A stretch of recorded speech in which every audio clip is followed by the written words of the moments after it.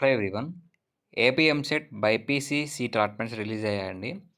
So first ఫేజ్లో seat వచ్చిన వాళ్ళకి కంగ్రాచులేషన్స్. సో సీట్ వచ్చిన వాళ్ళకి మెయిన్గా ఫీ రియంబర్స్మెంట్ ఎలిజిబిలిటీ, అలాగే నెక్స్ట్ రౌండ్ కౌన్సిలింగ్ డేట్స్ ఎప్పుడు ఉంటాయనేది డౌట్ ఉంది. సో డీటెయిల్స్ ఎక్స్ప్లెయిన్ చేస్తాను నెక్స్ట్ ఏం చేయాలనేది. ఫస్ట్ మనకి సీట్ వచ్చిన వాళ్ళు వెబ్సైట్లోకి వెళ్ళి సెల్ఫ్ రిపోర్ట్ చేయాలి. మీరు అలాట్మెంట్ ఆర్డర్ డౌన్లోడ్ చేసుకునే ఆప్షన్లోనే సెల్ఫ్ రిపోర్టింగ్ అనే ఆప్షన్ ఉంటుంది. సో దాని మీద క్లిక్ చేయాలి. క్లిక్ చేయగానే మీకు సెల్ఫ్ రిపోర్టింగ్ అనే ఆప్షన్ కనిపిస్తుంది. అలాగే అందులో మీకు జాయినింగ్ రిపోర్ట్ అని వస్తుంది. అందులో మీకు మెయిన్గా యాక్సెప్ట్ మై జాయినింగ్ అనే ఆప్షన్ ఉంటుంది. యాక్సెప్ట్ మై జాయినింగ్ మీద క్లిక్ చేయగానే మీ సీట్ అలాట్మెంట్కి సంబంధించి ఫస్ట్ ఫేజ్ సీట్ అనేది యాక్సెప్ట్ అయిపోతుంది. సో యాక్సెప్ట్ అయిన తర్వాత మీకు జాయినింగ్ రిపోర్ట్ అనే ఒక ఆప్షన్ కనిపిస్తుంది అందులోనే. సో ఆ జాయినింగ్ రిపోర్ట్ అనేది మీరు డౌన్లోడ్ చేసుకోవాలి. దాంతోపాటు సీట్ అలాట్మెంట్ డౌన్లోడ్ చేసుకోవాలి. ఈ రెండు సెట్స్ జిరాక్స్ కాపీస్ తీసుకొని మీ అలాట్ అయిన కాలేజీకి వెళ్ళి కాలేజీలో రిపోర్ట్ చేయాలి.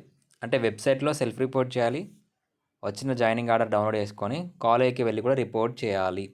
ఖచ్చితంగా రిపోర్ట్ చేయాలి, లేకపోతే మీ సీట్ అనేది క్యాన్సిల్ అయిపోతుంది.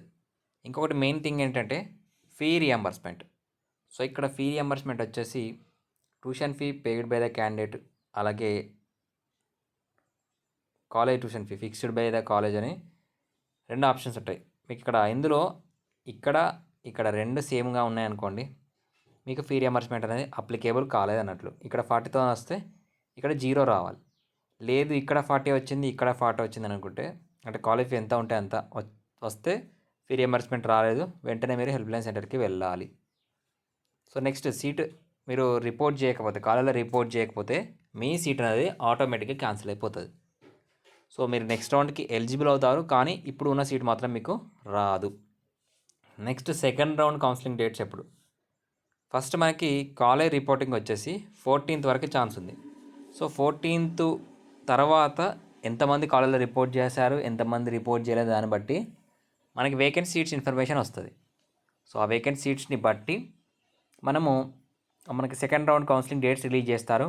అది కూడా మనకి థర్డ్ వీక్ డిసెంబర్, అంటే మీకు 20 నుంచి 25th టైంలో సెకండ్ రౌండ్ కౌన్సిలింగ్ అనేది జరుగుతుంది.